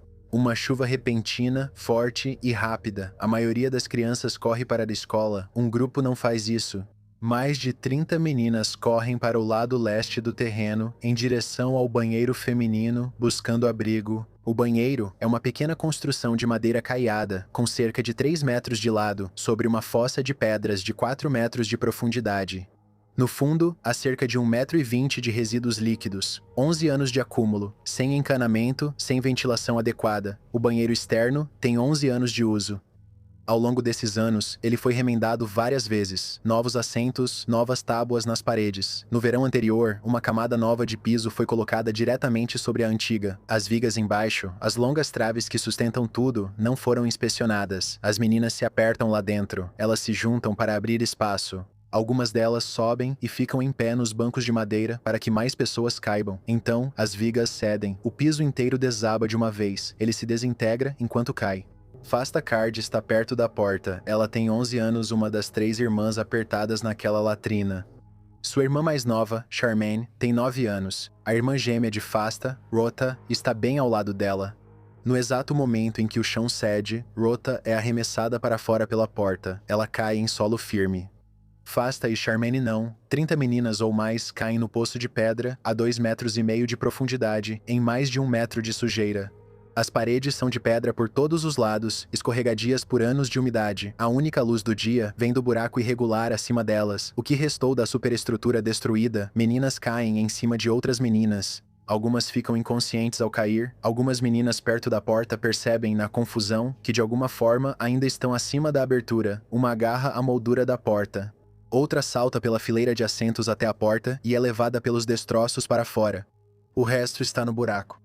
Alguns vêm à tona, outros não. Os que conseguem subir agarram qualquer coisa para se segurar. As pedras, pedaços de madeira flutuando uns aos outros. Colegas de classe se agarram em busca de apoio e arrastam outros para baixo. Alguns respiram, outros ficam presos sob corpos que não conseguem mover. Os sobreviventes relataram depois a sensação de corpos pressionando-os e a luta para manter a cabeça fora da água suja para respirar. No escuro com eles, Loretta Fink, 12 anos, filha de um trabalhador de uma empresa de embalagens chamado Henry. Emma Steinkamp, 13 anos, Lillian Whitham, 13 anos, filha de um fazendeiro, Amélia Hessa, 9 anos, cujo pai é o leiteiro local, Edna T., 10 anos, cujo pai é o ferreiro. Martha Burr, 8 anos, o pai de Martha já faleceu, o nome da mãe dela é Ella, e Hazel Glover, 8 anos de idade, os pais de Hazel já faleceram, ela mora com a avó. Lá em cima, uma garota consegue sair dos destroços e corre. Ela atravessa o pátio molhado em direção ao prédio da escola, gritando que alguém caiu na fossa. O diretor Zimmerman ouve o chamado. A professora Una Venable também ouve, assim como os meninos mais velhos que correm. Quando eles chegam ao banheiro, encontram os assentos ainda presos às paredes. O chão desapareceu. Abaixo deles, no buraco, dezenas de meninas estão tentando escalar as pedras ou permanecer conscientes. As escadas da escola são trazidas primeiro. Elas são muito curtas, não alcançam o fundo. Alguém pega cordas de varal. As cordas arrebentam com o peso das meninas sendo puxadas para cima. Um garoto de 14 anos chamado James Smith arranca a bandeira da escola. Ele usa a bandeira como corda. Um vizinho encontra uma escada mais longa em um celeiro próximo e a arrasta até lá. Eles entram no buraco. O diretor Zimmerman desce. Homens da cidade também descem. 2 jovens vizinhos chamados William Schultz e John Correll, o pastor da igreja ao lado. Eles passaram as meninas para cima, de mão em mão. Uma testemunha no local, um homem chamado Frank S. Johnson, mais tarde descreve o que viu na porta: meninas subindo a escada, encharcadas e ofegantes. Os adultos se inclinavam para a abertura, retirando-as o mais rápido possível, à medida que conseguiam alcançá-las. O prédio da escola se transforma em um hospital. Depois, se torna um necrotério. 28 a 30 meninas saem vivas. Muitas delas estão inconscientes. Algumas inalaram gases. Algumas engoliram a água residual, mas 9 não saem vivas. Ao meio-dia, o legista do condado de Hamilton já está no local. O nome dele é Walter B. Weaver. A primeira coisa que ele faz é mandar esvaziar a cisterna. Ele quer ver a madeira. O que ele encontra está podre. Um repórter no local enfia a ponta de um guarda-chuva direto por uma das vigas. Os curiosos arrancam lascas com os dedos. Weaver diz para quem quiser ouvir que os suportes não aguentariam nada. Ele manda levar os restos do piso e das vigas para o porão da escola e os mantém como evidência. Então ele começa a ouvir os depoimentos. É aí que a história muda. Um homem entra para testemunhar. Seu nome é Henry Swift. Ele é o ex-zelador da escola. Swift conta ao legista que já sabia. Um ano antes, em 1903, ele havia encontrado uma parede de pedra estufada e parcialmente desabada dentro da fossa. Ele procurou o diretor Zimmerman e depois o presidente do Conselho de Educação, o reverendo Fred Holman. Swift diz que estava tão preocupado que o prédio fosse desabar que ele mesmo fechou a entrada com tábuas, mas o banheiro voltou a ser usado. O inspetor estadual David Fisher examina os destroços e descreve vigas de pinho amarelo sobre uma câmara profunda cheia de gás. Madeira errada, ele diz, para esse tipo de trabalho. Eles deveriam ter usado cedro vermelho ou vigas de ferro. Uma das vigas, ao ser inspecionada de perto, uma viga improvisada sustentando o piso, sob o peso de mais de 30 crianças, um engenheiro consultor chamado Ward Baldwin, chamado para examinar os restos, concorda. Sua opinião, conforme relatado pela imprensa local de Cincinnati, é que a estrutura já estava insegura há muito tempo. Em 19 de outubro de 1904, o legista Weaver apresentou seu veredito: causa da morte, sufocamento, responsabilidade, de acordo com o veredito, negligência grave por parte do Conselho de Educação de Pleasant Ridge. Ele observou que o piso foi instalado sobre vigas já bastante deterioradas. O conselho divulgou sua declaração em seguida. Eles disseram que haviam feito tudo o que era humanamente possível. Isso não agradou à cidade. Nenhuma acusação criminal foi apresentada. Não houve julgamento. Não há acusação formal contra membros do Conselho de Educação. A única consequência real chega nas urnas. Na próxima eleição para o Conselho de Educação, nenhum dos membros atuais se candidata. O vilarejo elege uma chapa de forasteiros, um grupo que eles chamam de Citizens Ticket. As 9 meninas são enterradas no cemitério Pleasant Ridge, bem em frente à escola. É um pedaço de terra onde até aquele outono, as crianças locais costumavam brincar. No primeiro domingo após o evento horrível, os sinos da igreja tocam o dia todo. Um funeral após o outro, e mais outro. Foster Card, 11 anos. Charmaine Card, 9 anos. As 2 irmãs que estavam perto da porta quando o chão cedeu. Elas são encontradas na cripta, juntas. Rota, a gêmea de Faustus, tem que voltar para casa sem elas. Ninguém jamais foi condenado por um crime.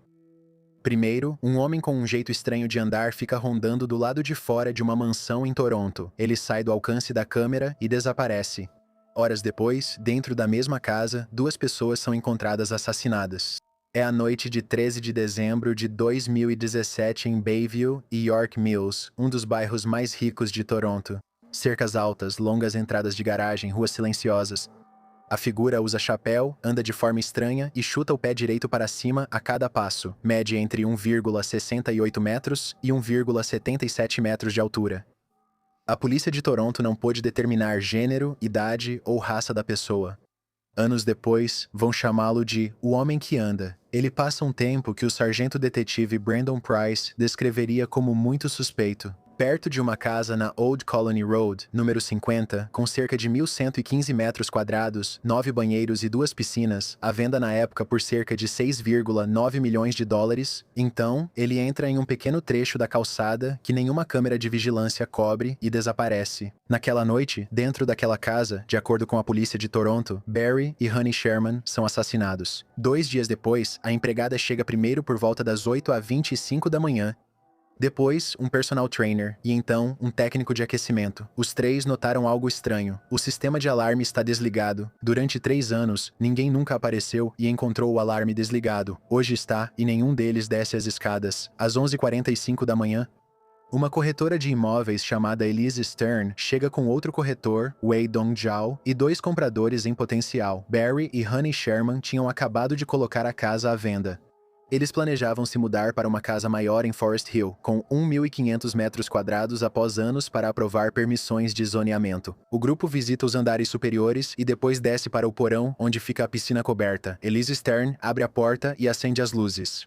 Barry e Honey estão no deck da piscina, sentados juntos, totalmente vestidos e com as pernas esticadas longe da água. Seus casacos de inverno estão parcialmente fora dos ombros. Cintos de couro masculinos estão enrolados nos pescoços e presos a um corrimão de metal baixo na beira da piscina, mantendo as cabeças eretas. Zhao conta aos investigadores que achou se tratar de uma pegadinha de Halloween. Stern dirá que, inicialmente, pensou que o casal fazia uma yoga estranha. Depois, ela liga para o 911. As primeiras palavras dela para os atendentes seriam apenas isso: eles estão mortos. Mas antes de continuarmos, você precisa saber quem eles eram. Barry nasceu em Toronto, formou-se no MIT e, segundo relatos, uma vez recusou um emprego na NASA.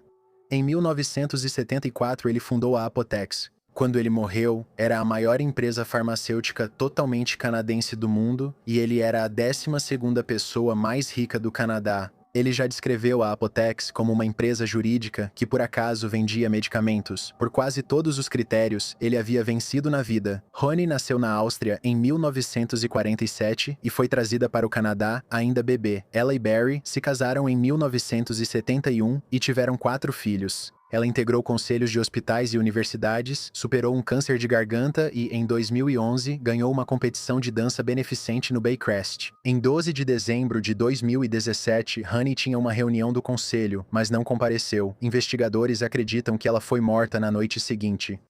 Poucas horas após os corpos serem encontrados, a polícia de Toronto considerou as mortes suspeitas. Em vez de afirmar logo que eram homicídios, informaram ao público que não procuravam nenhum suspeito à solta e que não havia sinais de arrombamento.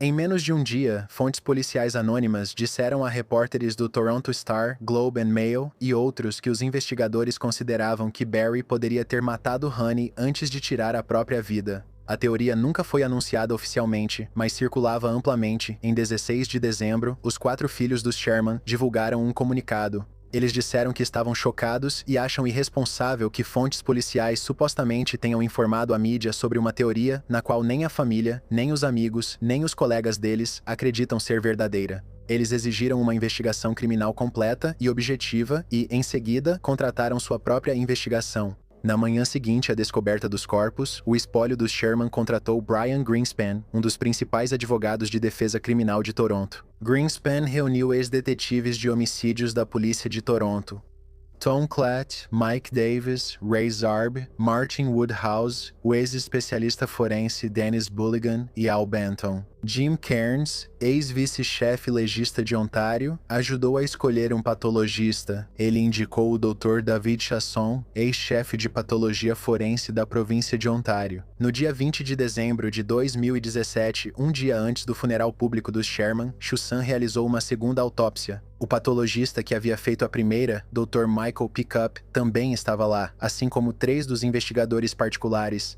A equipe particular concluiu, conforme relatado por Kevin Donovan do Toronto Star, em janeiro de 2018, que não era nada do que a polícia suspeitava. Segundo a equipe particular, ambas as vítimas morreram por compressão do pescoço, com laço feito de cordões finos ou itens semelhantes que não estavam na cena. Os cintos, segundo eles, foram usados para posicionar os corpos após a morte. As vítimas tinham marcas nos pulsos, indicando que foram amarradas, talvez com cordão ou abraçadeiras plásticas, mas nenhum desses itens foi achado na casa. Investigadores particulares descreveram os assassinatos como um homicídio encenado, com características de crime por encomenda.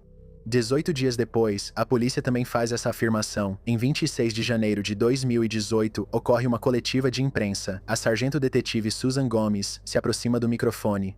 Acreditamos agora, após 6 semanas de revisão do trabalho, ela diz, que temos evidências suficientes para descrever isso como uma investigação de duplo homicídio e que Honey e Barry Sherman foram, de fato, alvos deliberados. 6 semanas dentro da casa, aproximadamente 150 evidências, 127 depoimentos de testemunhas, 4 terabytes e 2.000 horas de vídeo de vigilância. Cerca de 20 autorizações judiciais, 348 ações investigativas pendentes ainda estão em andamento.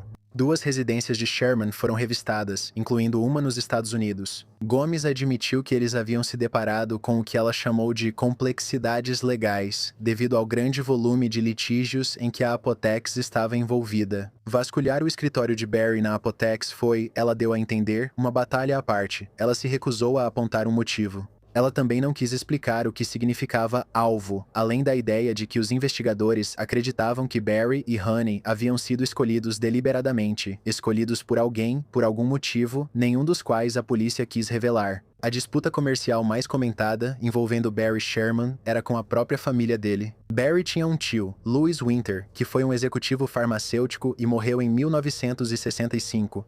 Louis tinha 4 filhos, que ficaram órfãos ainda jovens, e em 2007, esses filhos, liderados por um homem chamado Cary Winter, processaram Barry. Eles argumentaram que uma cláusula na venda da empresa original de Louis Winter em 1967 dava a cada um deles o direito de comprar 5% de qualquer empresa sucessora. Eles queriam 20% da Apotex, ou $1 bilhão, depois $1,5 bilhão. Em 15 de setembro de 2017, 3 meses antes dos assassinatos, o juiz Kenneth Hood, da Tribunal Superior de Ontário, arquivou o caso. Ele escreveu que a opção era limitada, qualificada e contingente, e condicional, e que a reivindicação de qualquer interesse na Apotex era, citando, um pensamento ilusório e além de fantasioso. Barry ganhou cerca de $300 mil em custos jurídicos. Então ele cobrou mais de $8 milhões em empréstimos pessoais que havia concedido a Cary Winter ao longo dos anos. Cary teve que vender sua casa e seu chalé. Alguns meses depois, Barry e Honey estavam mortos. Cary Winter deu entrevistas diante das câmeras para o programa investigativo da CBC, The Fifth Estate. O episódio chamado O Mistério dos Assassinatos do Sherman foi ao ar em 1º de fevereiro de 2018. Nesse programa, Cary admitiu que já havia fantasiado sobre matar Barry. Ele relatou a um psiquiatra, em detalhes, como imaginou tirar a vida de Barry no estacionamento da Apotex. Ele também afirmou, sem comprovação, que Barry uma vez pediu para ele providenciar a morte de Honey. Cary disse que não tinha ninguém para confirmar seu álibi para a noite de 13 de dezembro de 2017. Ele disse que assistia TV e participava de uma reunião para dependentes em recuperação. Um teste de polígrafo foi realizado diante das câmeras por um ex-policial de Quebec chamado John Galanius. Segundo Galanius, Cary não passou. Cary contou ao examinador que exagerou partes de seu relato e negou publicamente envolvimento nos assassinatos. Ele disse que a polícia de Toronto lhe informou que ele não é suspeito. No entanto, a polícia não confirmou isso. Até abril de 2026, ninguém foi acusado neste caso. Os investigadores tinham outras linhas de investigação, começando pelo filho. Nas semanas antes de sua morte, segundo reportagem de Kevin Donovan, Barry enviou um e-mail ao único filho dos Sherman, Jonathan. O e-mail exigia o reembolso de aproximadamente $50 milhões em empréstimos sem juros que Barry havia feito para o negócio de self-storage de Jonathan, parte de até $125 milhões que Barry havia emprestado a Jonathan ao longo dos anos. Barry disse por escrito ao filho que precisava recuperar o dinheiro caso a Apotex perdesse um grande processo de patente. Jonathan Sherman negou publicamente qualquer envolvimento nas mortes de seus pais. Ele disse a Donovan em 2021, "Eu não vou matar meu pai porque ele precisa de $50 milhões para superar uma crise." Uma de suas irmãs, Alexandra Krautchik, declarou publicamente que não fala mais com ele. Os investigadores também analisaram o casamento dos Sherman. Documentos judiciais tornados públicos mais tarde revelaram que investigadores leram e-mails entre Barry e Honey nas semanas antes dos assassinatos. O tom era hostil. Uma mensagem enviada por Barry para Honey em 6 de novembro de 2017 dizia, em parte, "Você tem sido abusiva comigo por mais de 40 anos." Eles eram casados desde 1971 e então se tornaram inimigos. Em 13 de dezembro de 2017, o mesmo dia em que Barry foi visto com vida pela última vez, Seus advogados atuavam em outro caso, acusando Sean Ruthenberg, já condenado por fraude anos antes, de enganar Barry em um investimento em uma empresa de perguntas e respostas. Em 26 de outubro de 2018, o advogado Brian Greenspan realiza uma coletiva de imprensa na sede da Apotex. Os filhos do Sherman oferecem até 10 milhões de dólares por informações que levem a prisões. Greenspan também critica a polícia de Toronto na coletiva. Ele afirma que a polícia não aspirou à cena do crime, que não inspecionou adequadamente os pontos de entrada e que deixou passar 25 impressões digitais de Palmer que a equipe particular diz ter encontrado. Mark Saunders, o chefe de polícia de Toronto na época, defende o trabalho naquele mesmo dia. Mais de 50 policiais participaram da investigação. Mais de 200 testemunhas foram entrevistadas. Já haviam sido analisadas 2.000 horas de vídeo. 12 de dezembro de 2022, o 5º aniversário está chegando. Jonathan Sherman anuncia que está adicionando 25 milhões de dólares do próprio bolso à recompensa. O total sobe para 35 milhões de dólares. Ele afirma que não haverá desfecho enquanto os responsáveis pelo ato maligno não forem levados à justiça. Eu espero por esse dia em que farei esse pagamento, pois isso finalmente permitirá a cura. Até hoje, ninguém o recebeu. Em 14 de dezembro de 2021, exatamente 4 anos após os corpos terem sido encontrados, o sargento-detetive Brandon Price divulga um trecho de 22 segundos de imagens de vigilância. O homem andando, a figura com o pé direito levantado, o chapéu, o trecho da calçada sem câmeras. Com base nessa evidência, Price diz: "Estamos classificando esse indivíduo como suspeito." É a primeira vez que a polícia de Toronto chama alguém publicamente de suspeito no caso. Paralelamente, outra batalha ocorre nos tribunais. Kevin Donovan, do Toronto Star, está entrando com vários pedidos para deslacrar registros. Os arquivos de inventário dos Sherman foram lacrados em 2018. O Tribunal de Apelação de Ontário anulou esse lacre em 2019. A Suprema Corte do Canadá confirmou em junho de 2021 a abertura dos documentos. Essa decisão, do caso Sherman Estate vs Donovan, agora é o principal precedente canadense sobre ordens de lacre e o princípio da publicidade dos atos judiciais. O juiz Nicholas Kaiser escreve em nome do tribunal que a privacidade só pode justificar o lacre quando a divulgação atingir o núcleo biográfico do indivíduo. O espólio não alcançou esse limite, fato revelado ao público quando os arquivos de inventário foram abertos. Barry deixou 2 testamentos, dividindo igualmente o patrimônio entre os 4 filhos. Honey, que atuou em conselhos de caridade, morreu sem testamento. Mais de 300 páginas de mandados de busca policial foram parcialmente reveladas no início de 2021, mostram que os investigadores analisaram possíveis motivos financeiros ligados à perda de um processo de patente da Apotex de cerca de 500 milhões de dólares e as demissões de funcionários. Mary Shackman, irmã de Honey, disse à polícia que achava que alguém queria passar uma mensagem. Um novo mandado de busca foi cumprido em 21 de dezembro de 2022 em um local que a polícia não irá divulgar. Foram extraídos 14.801 arquivos eletrônicos. O documento afirma que os investigadores buscam material que possa incriminar ou inocentar as pessoas atualmente investigadas. Em 2025, após outro pedido de transparência do Toronto Star, a polícia concordou em divulgar pequenas referências ao primo de Barry, Kerry Winter, e ao amigo e sócio de negócios de Barry, Frank D'Angelo. Nenhuma acusação foi feita, nenhum novo nome foi tornado público. Ainda não há resolução. A Apotex não pertence mais à família Sherman. A SK Capital Partners, de Nova York, comprou a empresa em abril de 2023. Os termos financeiros não foram divulgados oficialmente, mas segundo a Bloomberg, o acordo ficou entre 3 e 4 bilhões de dólares canadenses. A empresa seguiu se expandindo. A Bloomberg informou que uma oferta pública inicial em Toronto poderia arrecadar até 1 bilhão de dólares em 2026. A casa na Old Colony Road, número 50, foi demolida em maio de 2019. O terreno vazio foi vendido em agosto de 2020 por 4,25 milhões de dólares. O endereço foi renomeado para Old Colony Road, número 48.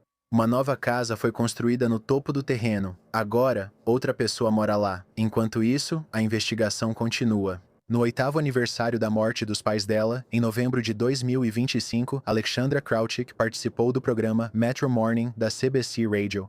Ela disse que tirava algum pequeno alento do fato de o caso ainda estar ativo, já que a polícia, segundo ela, não declarou que não conseguiria resolvê-lo. Alexandra afirmou que sua comunicação com os detetives virou, abre aspas, uma via de mão única. Ela fornece informações e eles precisam se manter muito reservados. Com 35 milhões de dólares em jogo, a melhor pista continua sendo a imagem de uma figura em uma calçada, chapéu abaixado, saindo do campo de visão da câmera, e 4 filhos adultos ainda esperando o telefone tocar. Essa foi todas as histórias deste episódio. Se algum desses casos ficou com você, o próximo episódio já está na sua tela agora. Clique nele antes de sair. E se você está ouvindo em uma plataforma de podcast, o próximo episódio já está na fila logo após este. Obrigado por ouvir o podcast do tio. Mesma voz, pesadelo diferente. Te vejo no próximo.